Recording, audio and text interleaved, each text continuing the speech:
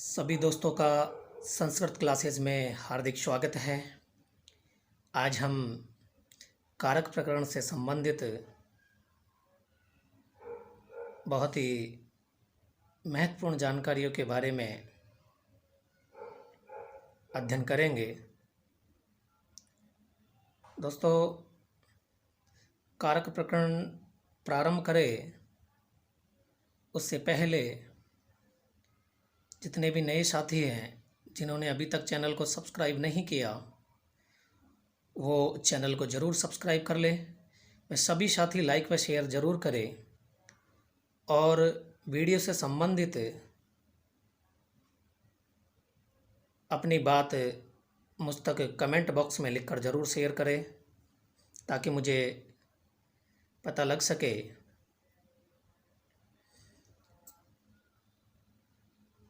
तो आइए प्रारंभ करते हैं कारक प्रकरण।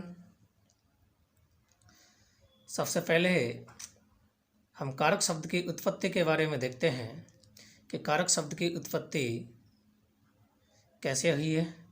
तो कारक शब्द की जो उत्पत्ति हुई है वो क्री धातु के साथ नौल प्रत्यय लगने से कारक शब्द बनता है।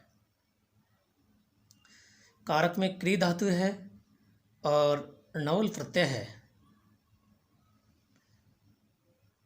तब जाके कारक है बनता है। अब अगर हम कारक की परिभाषा की बात करें तो क्रियाजनकत्वम कारकत्वम, क्रियाजनकत्वम कारकत्वम, अर्थात क्रिया के जनक को कारक कहते हैं। क्रिया के जनक को ही कारक कहते हैं। दूसरी परिभाषा और देखते हैं, साक्षात क्रियान्वयी कारकम, यानी क्रिया के साथ जिसका साक्षात या सीधा संबंध हो उसे कारक कहते हैं। साक्षात क्रियान्वयी कारकम, क्रिया के साथ जिसका सीधा या साक्षात संबंध होता है उसे कारक कहते हैं।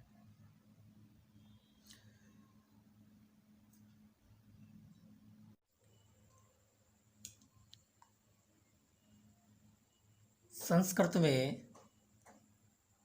कारकों की संख्या 6 होती है। सबसे पहला है कर्ता कारक, दूसरा है कर्म कारक, तीसरा है करण कारक, चौथा है संप्रदान कारक, अपादान कारक और अधिकरण कारक। संस्कृत में कारकों की संख्या 6 होती है।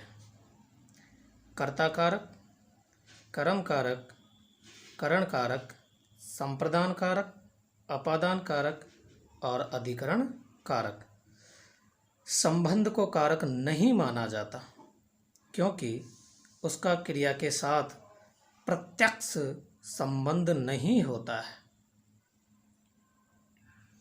जो संबंध होता है उसको कारक नहीं माना जाता क्योंकि उसका क्रिया के साथ प्रत्यक्ष संबंध नहीं होता है, यानी सीधा क्रिया के साथ संबंध नहीं होता है। इसीलिए संबंध को कारकों की श्रेणी में नहीं माना जाता। यथोक्तम, जैसा कि कहा गया है, कर्ता कर्म च करणम संप्रदानम तथैव च अपादाना अधिकरणम इत्याहु कारकाणि षट्। कर्ता कर्म च करणम संप्रदानम तथैव च अपादानाधिकरणम इत्याहु कारकाणि षट्। कि कर्ता कारक कर्म करण संप्रदान च और अपादान अधिकरण, इस प्रकार कारकों की संख्या 6 होती है। तो हमें जो 6 कारक होते हैं उनके बारे में पढ़ना है, लेकिन कारकों के साथ साथ कारकों में जो विभक्ति लगती है उनकी भी सामान्य जानकारी हमें पढ़ लेते हैं, ताकि कारक प्रकरण बहुत ही आसान तरीके से हमारे समझ में आ जाए। तो शुरू करते हैं। विभक्ति। दोस्तों, विभक्ति शब्द की जो उत्पत्ति है वो वि उपसर्ग, भज धातु और कितन प्रत्यय लगने से विभक्ति शब्द बनता है। विभक्ति में वि उपसर्ग है, भज धातु है और इक्तिन प्रत्यय है।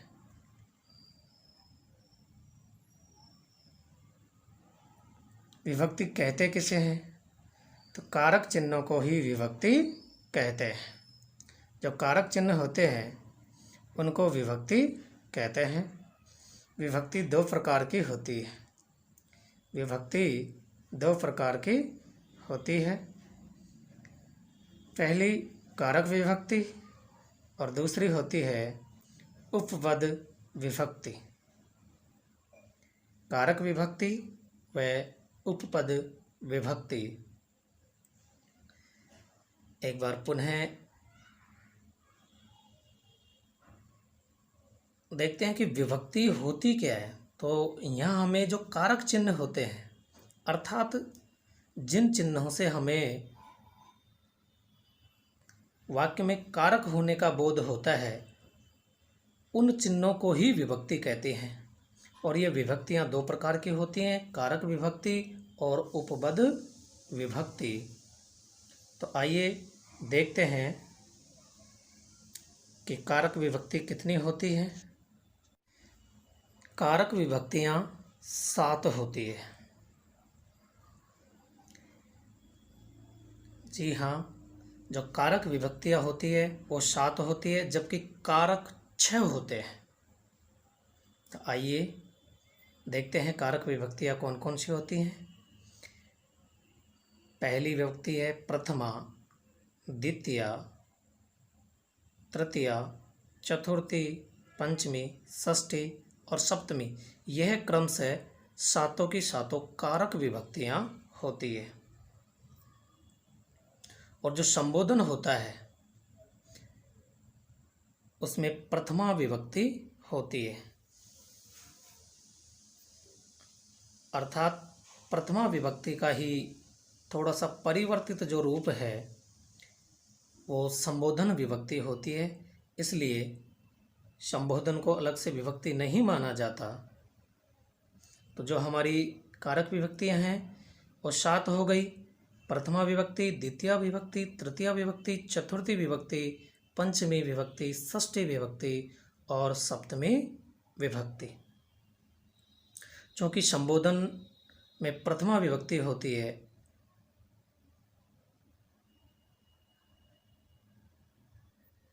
जो विभक्तियां पद के अनुसार होती हैं वे उपपद विभक्तियां कहलाती हैं। ये तो ऊपर वाली जो थी कारक विभक्ति थी। और कुछ ऐसी विभक्ति होती है जो पद के अनुसार लगती है, तो वे उपपद विभक्तियां कहलाती हैं। इस प्रकार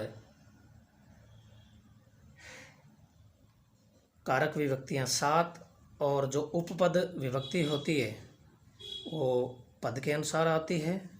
तो अब देख लेते हैं हम कारक विभक्ति और कारक से संबंधित जो चिन्ह है वो, ताकि हमारा कारक प्रकरण का कोई भी वाक्य गलत ना हो पाए। देखिए, एक तरफ मैंने कारक लिखे हैं, विभक्ति लिखी है कि कौन से कारक में कौन सी विभक्ति आएगी, और लास्ट में लिखा है कि उस कारक और विभक्ति की जो पहचान है, जो चिन्ह है, वो क्या है। पहला है कर्ता कारक। कर्ता कारक में प्रथमा विभक्ति लगती है और इसका चिन्ह है ने। कर्ता कारक में प्रथमा विभक्ति, चिन्ह ने। अगला है कर्म कारक। कर्म कारक में द्वितीय विभक्ति, जिसकी पहचान है को। करण कारक में तृतीय विभक्ति होती है और इसका चिन्ह है से या के द्वारा। अगला है संप्रदान में चतुर्थी विभक्ति होती है और चिन्ह है के लिए। अपादान में पंचमी विभक्ति होती है, चिन्ह है से अलग होना। देखिए, संबंध कारक नहीं होता, लेकिन जो शेष अर्थ होता है उसमें षष्ठी विभक्ति होती है, इसलिए मैंने कारकों के साथ ही इसको लिख दिया, क्योंकि विभक्ति तो षष्ठी होती है। अतः संबंध में षष्ठी विभक्ति होती है, चिन्ह होता है का के की। अगला कारक है अधिकरण कारक।